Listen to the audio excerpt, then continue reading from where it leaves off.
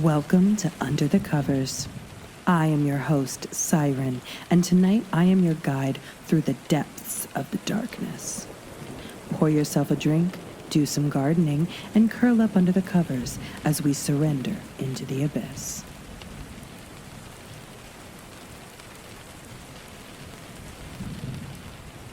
Hi everyone. I never posted on Reddit before, but I'm a longtime lurker and was inspired by spooky season to share my one and only experience of the possibly paranormal. I'm also super open to suggestions of different types. Of sleep paralysis maybe that might explain this. This happened in Japan back in July of 2019, and I will be providing the age of everyone involved as it was at that time. In July of 2019, I, currently 26 female, had just turned 21. My sister, 23 female, and I had booked a month-long trip to Germany and Italy, then finally finishing the trip with 10 days in Japan. There was a heat wave that began in Europe and traveled and followed us east to Japan, so it was hot as balls the entire time. While we began our trip in Tokyo, we were able to convince my friend, 24 male, to book a last-minute ticket to Tokyo and to join us. He arrived the next night and we all went sightseeing during the day and partying by night for the next 2 days. I went out the night before we were supposed to leave for Kyoto and ended up only coming back to the hostel as my sister and my friend were walking up and beginning to get ready to leave. Long story short, I was still tipsy and realized somebody had stolen my JR pass. It was a bit of a stressful morning as I was fighting a brutal hangover and having to sort out another JR pass, which if you have ever been to Japan, you know how expensive they are. We eventually arrive at our Airbnb in Kyoto around 3. I wasn't really tired from being up all night as I don't really feel greatly fatigued or affected from lack of sleep, within reason, and my hangover was mostly gone. After we all checked out of the house, I decided to head upstairs to my designated room for a nap before we all head out for dinner. The room had 2 single beds and a window. Sunset wasn't for another 2 or 3 hours and the afternoon light was coming directly through the window, so it was quite bright in the room. I didn't mind as I can fall asleep under any conditions. I was laying down on my left side, facing the wall with my eyes closed for what felt like 30 minutes. My eyes snapped open when I felt the bed dip behind my shoulder, like someone had put their hand down to steady themselves. This was followed by the pillow on my head also dipping down, like someone had laid their head directly behind mine. All while this was happening, I was staring at the sunlit wall, too scared to breathe or move. I was fully able to move through, but I was too scared to turn around because I definitely knew it wasn't my sister or friend, and as I didn't hear them coming up the stairs. After what felt like an eternity, but looking back it was probably only 10 seconds, I took a really deep breath and turned around quickly. I was met with nothing but the empty sun-dressed room. Nothing was on the bed, no indents on the bed or pillow. I quickly got my spooked ass up and bolted for the stairs, calling my sister and friends' names. They were downstairs playing the house's Nintendo 64 and were bewilderingly amused by my retelling of the event, and they chalked it up to me experiencing sleep paralysis. I had never had sleep paralysis before, so I had nothing to personally relate it to. So as shooketh as I was, I assumed it was just that and laughed it off with them. Sorry if that was a super long post and with a pretty lackluster ending. I wanted to add all the info as to possibly find out why I experienced this. Also to note, I occasionally pull all-nighters and often run on little sleep when I'm busy with the work in university. I'm also a social drinker and will often be caught with a beer in my hand at social events around my friends. I've also never had sleep paralysis, nor have I ever experienced anything like it since, but in that moment, it was super fucking scary. Anyways, thanks for listening to my softcore scary story, and share any theories or similar experiences you've had as well.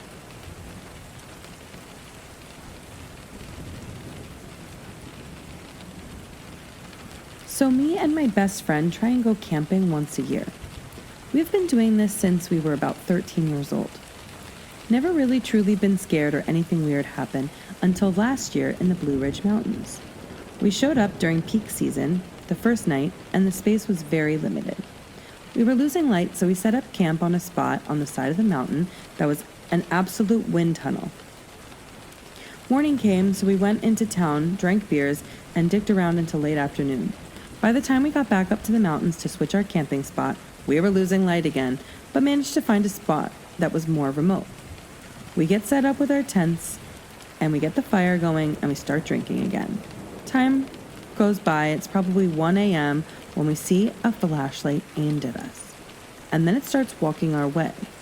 We don't really think much of it and assume it's likely a park ranger coming to fuss at us about something, because who else walks up to you in a remote part of the woods at 1 a.m.? I don't know about you, but ever since I started camping, I leaned it's kind of unspoken rule that you don't walk up on somebody's camping late at night unless it's an emergency. Anyways, the person gets close enough, and we realize it's just some guy, probably early 50s, in a shirt and basketball shorts, and his girl in her 40s who is avoiding eye contact with us. The man immediately forces a conversation about nothing, doesn't acknowledge the time or his girl. His eyes were darting all over the place while we were talking to him about dumb shit like what model or style of lantern we had and how cool it was. He's saying weird stuff like how he used to be a former law enforcement, completely out of context of the random conversation he engaged us in, when all of a sudden he pretends to land his flashlight on our tents and says, "Oh, that's where you guys are sleeping, huh? Cool setup." The way his eyes and flashlight were moving gives us both the feeling that he's trying to see how many of us there were and what we had on us or near us, because his eyes and flashlight kept scanning the ground around us. We were getting sized up. For what? I don't know. Once this guy sees everything around us, he kind of pauses for a moment, ends the conversation, and walks off into the woods. Once his flashlight disappears, me and my friend look at each other, and without me saying anything, he looks at me and says, "We're packing our shit, and we're getting out of here." So we did. This was the most unsettling thing I have ever had happen while camping. I think this guy was going to wait until we were asleep and come back. I just don't know for what, but I do know that we were 100% getting sized up that night. Might not seem like much if you've never been out there, and if you've never had a moment like that with another human who was sizing you up, but if you have, you know what I'm talking about.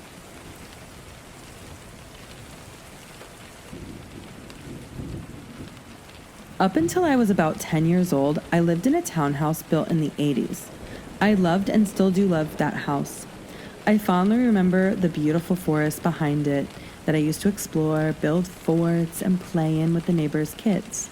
However, the house wasn't without its flaws. As a kid, I couldn't sleep in my room. I almost always slept in my parents' room, and when I had to sleep in my room, I would cry all night or stay up playing with my toys. I had sleep issues due to chronic nightmares, like sometimes having bad dreams multiple times a night.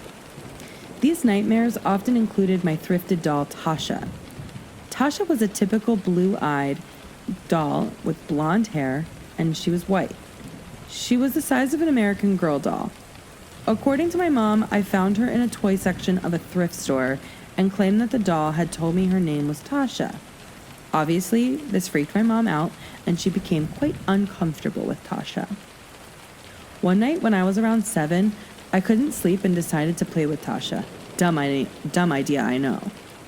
I dressed her up in some old doll clothes until I heard something that sounded like a little girl around my age giggling. I turned around, and for a brief moment, I caught a glimpse of a pale girl looking through my bedroom window. The girl had blonde curly hair and was wearing some kind of nightgown. I don't remember the color. I slept in my parents' room again that night.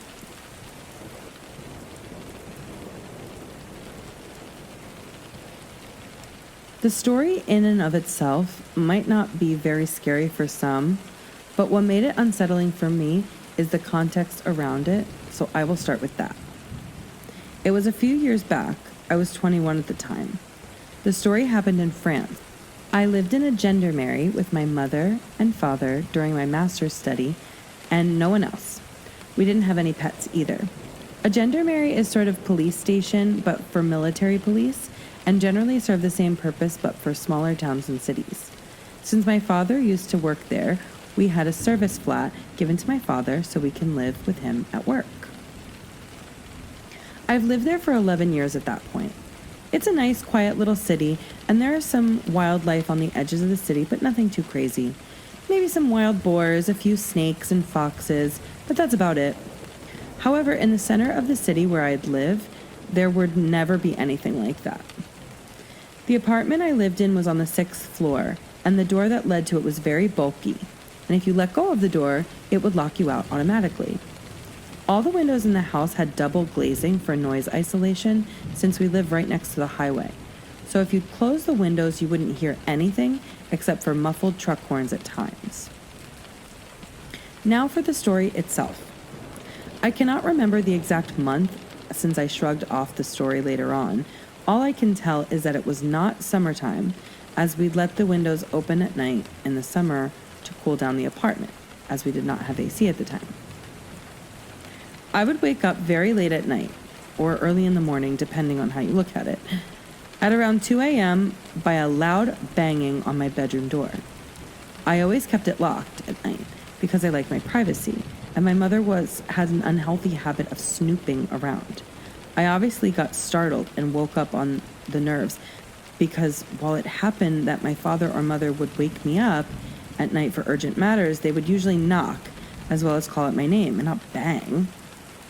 However, this definitely sounded more like banging, and there was no voice calling out to me. I would make for an uninteresting horror protagonist since I figured that whatever is out there, I'm safer in my locked room than going out. I was scared that whatever it was would hurt my parents and thought to myself, what if I heard my parents be in distress? I'd take up all my courage and help them. The banging stopped eventually as I listened carefully, and there was nothing. I could even hear my mother snoring in her bedroom, so I figured that it was safe to check after 5-10 minutes. I take a TV remote and my cell phone, and just me to make myself feel more armed, and with the flashlight of my phone, I investigate every room.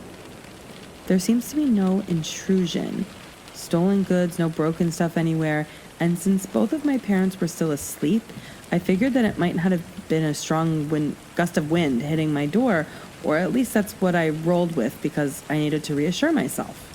It still felt odd that none of my parents woke up from how loud it was. Although our windows were closed at a time, so it's more denial than it is explanation. I went back to bed, locking my door once more and snoozing once my nerves calmed down. I woke up not an hour later to the sounds of screaming. It sounded like a woman was being murdered. I was terrified, shivering in my bed, covers held tight against me.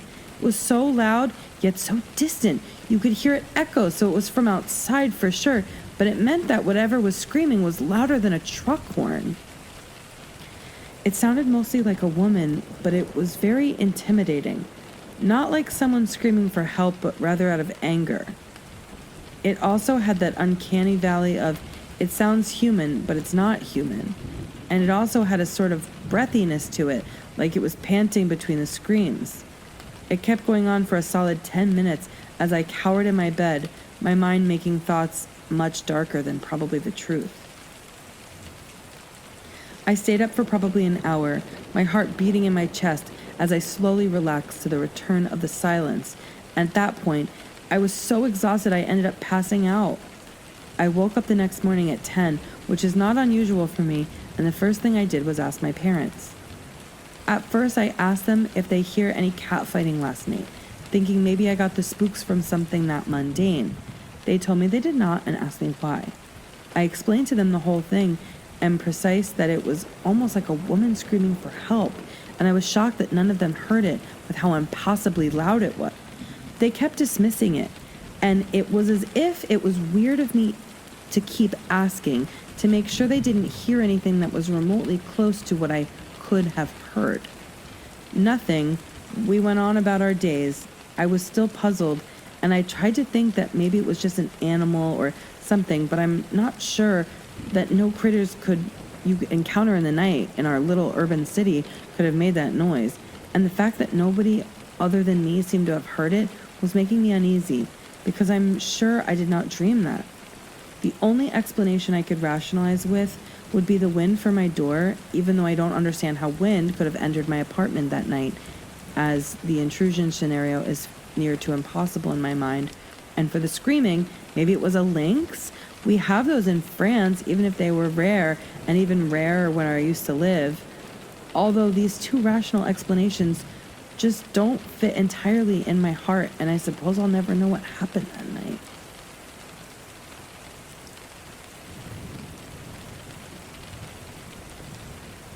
When I was maybe around 10, I stayed with my aunt and her family in Maryland. The area is suburban, but not densely populated at all. I was playing with my cousin near this really big park that was surrounded by woods and weirdly secluded. I never remember more than maybe 1 or 2 people there at a time. We played some version of manhunt, and I was hiding from him in the woods as best as I could, or so I thought. A female jogger happened to be running on the jogging path maybe 45 minutes before the sun went down. I remember it getting dark and the weather being pretty chilly. Somehow, she caught a glimpse of me, the little bit of me that was somehow visible from her angle. To this day, I think it must have been super bad luck for both of us because the odds of her seeing me were low. She was spooked and was trembling. From her reaction, I assume this woman must have been a victim of something in the serious past. This was not in any way a Karen situation. She shouted with that type of desperation you have when you scream during dreaming. "I see you. What do you want from me? I know someone is watching me." She then started screaming for help. I absolutely panicked. I froze. I totally didn't know what to do. It was such a strange and unique circumstance that my brain could barely process it. I finally sprinted away as fast as I could. From time to time, I think about that poor woman and feel so bad for causing her stress. I'll never forget the distress from her screaming.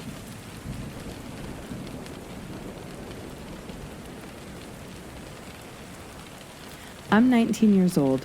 In February 2024, I became homeless, had been bouncing around from house to house. The first place I stayed at with a friend, and let's call her Leah. I'm going to give her a little backstory to understand how she is. She has a drinking problem. Even though she is only 18 years old and 7 months, after we graduated high school, she got in a felony and other charges because she was caught drinking and driving and had other substances in the car with her. When I got kicked out, I had this massive fight with my mom, and I chose to actually leave because I feared I would never be able to leave her household and for my own personal safety if I ever went back. So this one night we were in Leah's room just talking, and I wasn't trying to think about what had happened between me and my mom. Leah asked if I wanted to smoke some bud and drink with her, and I decided why not. We smoked a blunt, and we were talking about personality disorders, and I didn't know why she knew so much about it, and she eventually told me she had a personality disorder, and she randomly switches to different mindsets where she can act completely different, and I kind of noticed it about her when we would hang out at my mom's house. First, she'd be all energetic and happy, and the next she would act completely different, where she would get mad and depressed and just want to drink. Back to the conversation we were having, she just gets dead serious and looks at me in the eye saying, "I know you know when I switch." And my heart just dropped because the look in her eyes, they weren't the normal brown she usually has. They were dark black. And I kind of got scared at her statement. And I played it off saying, yeah, sometimes, but I don't really notice. And she's like glaring at me. And she gets silent for a bit and acts normal. And after that, she continues the conversation like nothing happened. Then she tells me about the time where she played the Ouija board with her friend, and they were in her friend's house, which they were renovating. So they play the game when it's dark outside, but they had been drinking before they played the Ouija board. And I'm Native American, and I've always been told not to be outside when it's dark. And then when you're drinking, spirits could potentially see you and start following you around. So she tells me that they had a whole setup with candles and everything and made sure no one was there and start asking questions. And of course, the planchette starts moving and her friend gets asked if it's her dead grandmother talking to them. It moves to yes. and her friend gets emotional and starts crying because she can hear a voice, but it definitely does not sound like an old woman. She tells me it sounded like an angry man, and her friend argues with her, saying it was her grandmother, telling her she loves her and watching over her. And Leah actually gets freaked out because this voice she hears is an angry man telling her to get out of the house. And she looks around and sees the black figure crouching in the corner, just staring at them. So she cuts the game short and tells the friend she was so freaked out she never said goodbye. And some days had passed, and she found herself home with her dad and her brother in her room at the time she was in the basement. She tells me she was in her room getting ready for school, and she hears someone just randomly say her name, clear as day. And she goes upstairs and asks what her dad needed from her, and he tells her he never said her name. So she asks her brother what he needed, and he also says he never called her name. And they all get confused because she tells them she heard someone say her name. Another day passes, and she's sleeping in her room, and she wakes up and looks around because she can feel someone staring at her, and she looks in the corner of her room, and she sees this shadow, and the shadow man, and she calls it just up to the corner, sitting like how Spider-Man clings to the wall.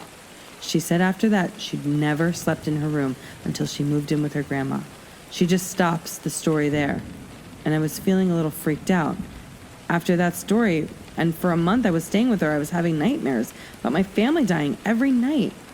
But also she had this huge mirror in her room where it was like 7 feet long and 5 feet wide, and her room's so small, so I slept in the floor in front of it.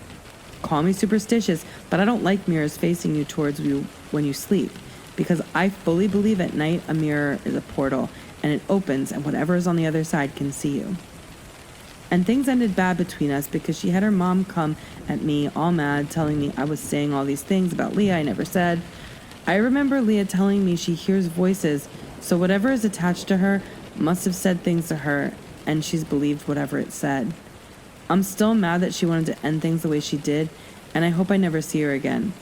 But I'm doing good now and on good terms with my mom again, and just moved into my own apartment in July, and I have a job, and it has good pay, and that's all that matters.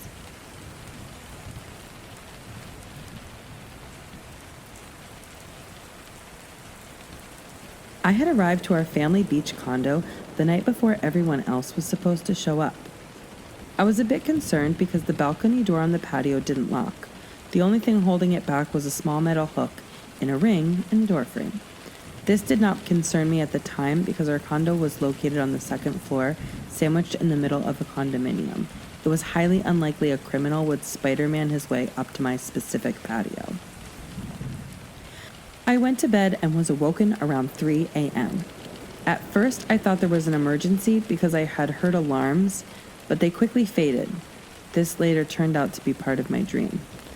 There was someone banging on the door next to the condo I was staying in. When I wake up, I'm usually a zombie and can't think, and I slowly start to drag myself out of bed and walk to the door. I guess in my zombie mode, I thought that the person banging at the door was my family members who were supposed to arrive the next day. But then I noticed that the deadbolt hadn't been locked, and that my family knew the combination to the door and wouldn't need me to open it. I began to panic. I quickly secured the deadbolt and secured 2 chairs near the patio door in case anyone tried to kick the door down. The person banging on my neighbor's door was there for 7 minutes. Not wanting to get a stern talking to from my family, it's a long story involving trust dynamics and how my family operates. And seeing as I hadn't heard any threats or attempt to kick down the door or any attempt to unlock it using the lockpicking, I called the non-emergency number. Apparently, I had called the wrong county of the state I was in. I blame this on the fact that I was still groggy and in zombie mode from recently waking up. The police transferred me to 3 other police lines and then eventually hung up on me. I called the non-emergency number again, the correct country this time, and they dispatched a police officer to come and investigate. By the time I had made the second call, the person had stopped banging on the door.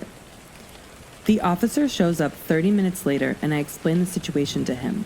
The perpetrator is long gone, and the officer says he will survey the scene and then leave. I also explained that I had called and been transferred 3 times and then hung up on. He explained that this was a very nice of them, sarcastic, and to be expected from the operators around here. My family shows up the next day at a reasonable time, and I explain the situation to them. They do not believe me. I eventually ran into the guy whose door was being banged on, the door the criminal was banging on, our condo neighbor at the time, and he confirmed to my doubtful family about the situation. He explains that he was woken in the middle of the night by the bang on his door, and when he went to investigate who it was, however, he couldn't see through the peephole as the second unlocked wooden screen door was still closed, and it was so dark and was hard to see. He grabbed a knife and asked several times, "Who's there?" with no response, and just continued banging at the door. Eventually, the guy disappeared after 7 or 8 minutes of this. We never figured out who it was or why they did it. It might be boring as some drunk going to the wrong room number and getting confused and leaving after 7 minutes, but the fact is they didn't respond when they were asked who they were and then proceeded to leave without saying anything, and that concerned me. There were no more incidents after this time.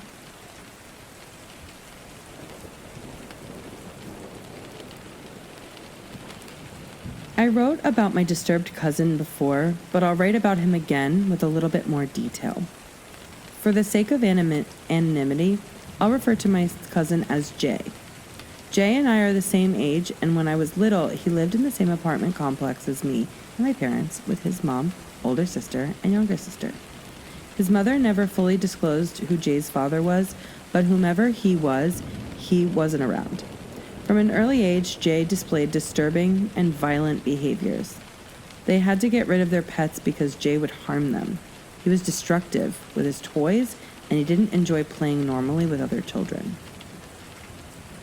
He hated me greatly and would sometimes try and get physical, but I returned the same energy. He soon realized I wasn't the one, and his assaults towards me became more verbal. Once, while riding in the back of his mom's station wagon together, he threatened to open the door and kick me out while the car was moving. I told him I could do the same to him. He said he hated me and told me he was just angry he couldn't hurt me. We were 6. One day, his mom called from my mom from the children's hospital. Jay pushed his little sister down the stairs. He thought it was funny that she was injured and said that he was disappointed she didn't die. His mom spanked him. He didn't cry. She then took him to church for a prayer. His behavior didn't change.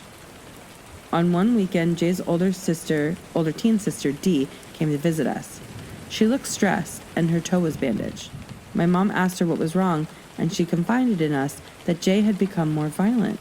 He was attacking them regularly, sometimes with sharp objects. It was so bad that they had to lock their doors at night to feel safe sleeping. My mom asked her what happened to her toe. She told us that Jay had hit her foot with a clothing iron and knocked her toenail completely off. She showed us this horrific wound. My mom talked to Jay's mom about it, and she said that nothing she did discipline-wise seemed to work. She confessed to being afraid of her own son. Jay's behavior continued to be violent and erratic. My mom and my visits became less and less, though they were literally in the same apartment complex. Dee would visit frequently for a mental break, though. On one weekend, late at night, we were awoken by the sound of sirens and the smell of smoke. Of course, everyone was on alert, and we all headed outside. To our horror, it was our cousin's apartment ablaze. By God's grace, they all made it out safely. We later found out that the fire was set by Jay on purpose. He did it with one of my mom's lighters. After setting the fire, he stood outside eating a bag of chips, watching it burn with his family inside. The apartment complex kicked them out, and they had to move back in with her mom. To our knowledge, Jay's mom tried to get him some form of counseling, but she wasn't consistent. She was a single mom, and she worked a lot, leaving Jay and his little sister in the care of Dee. She didn't keep in contact with us or any other extended family that much. Many years later, we found out that Jay had murdered someone and landed in prison. I wasn't surprised. As a child, he displayed clear psychopathic tendencies. I've always felt like he should have been committed to a facility early on when the first signs of this disturbed behavior surfaced. At this point, none of Jay's immediate family speak to him. They treat him as if he's never existed.